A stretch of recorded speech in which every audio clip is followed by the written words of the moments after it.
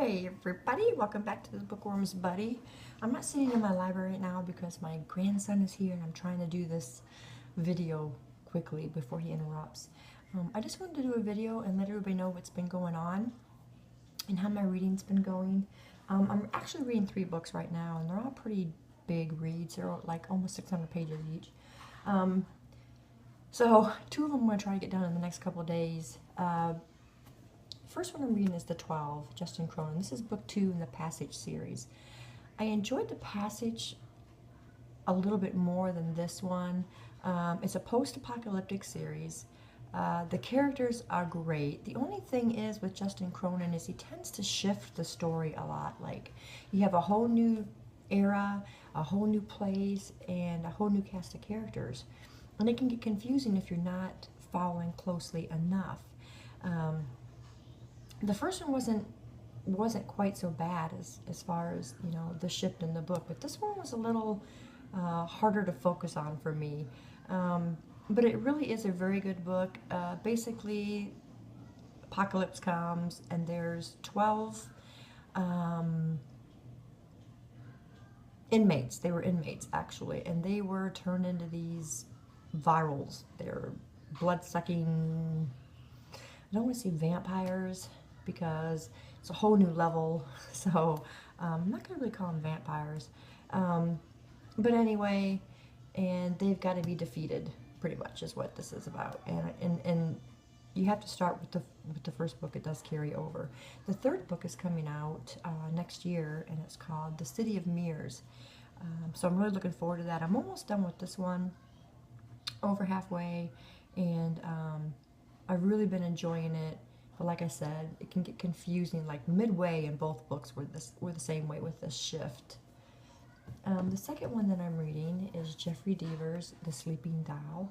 This book is book 1 to his Catherine Dance series. I think there's only 3 right now in this series. It's The Sleeping Doll, Roadside Crosses, and XO.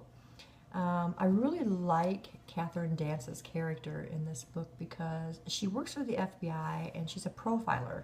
She can read what people are thinking, feeling, if they're lying, covering stuff up by their body language. And I think her character is really unique. She's a very strong character. And I'm really enjoying this. Basically, the serial killer is always one step ahead. And the sleeping doll is actually a teenager who was said to be sleeping in his last rampage, and she doesn't know anything, and Catherine Dance wants to find the sleeping doll. There's a lot of mystery surrounding the sleeping doll, so hopefully she gets to figure things out. I'm sure she will. These don't carry over, so this will be this story in this book. Roadside Crosses will be a whole new case. But anyway, yeah, Jeffrey Deaver, if you like mystery suspense, you will love his writing. He's a very good writer. So I'm really enjoying this one. The third book that I'm reading is Ashes to Ashes, which has actually been put on the back burner. It's by Tammy Hogue, because the other 2 that I'm reading, these 2 here, are for buddy reads. And this one is not. I just chose to read this one because I've been buying Tammy Hogue books off the sales rack. And I'm like, you know, I really need to read something by her, so I know whether to keep buying them or not. But from what I've read so far, it's really good. This is the first book to a pretty lengthy series by, it's Kovac and Lishka are the detectives or the FBI agents in this story. There's another main character in here, Kate Conlon, though, who seems to have the limelight in the book. So I'm really not sure. I haven't really read a whole bunch with Kovac and Lishka yet. It's been mostly Kate Conlon. But anyway, it's another serial killer book where our serial killer cremates his victims. Yeah. So she is a pretty decent writer. Like I said, it's been put on the back burner right now until I get these buddy reads done. But book 2, Dust to Dust, if you could not have guessed what book 2 was going to be. So yeah, Tammy Hogue, I am impressed so far. She's pretty good, but I think once I be able to get into the book and focus more on it, I will be able to enjoy it a lot more. So those are the books that I am reading currently. But tomorrow I have another buddy read starting, and it is Miss Peregrine's Home for Peculiar Children. And I've heard so much about this book, and I saw it at a used bookstore, really good shape, and I got it for like $5. And I'm like, you know what? I'm going to pick it up. I'm going to read it because I've heard really good things about it. It is young adult.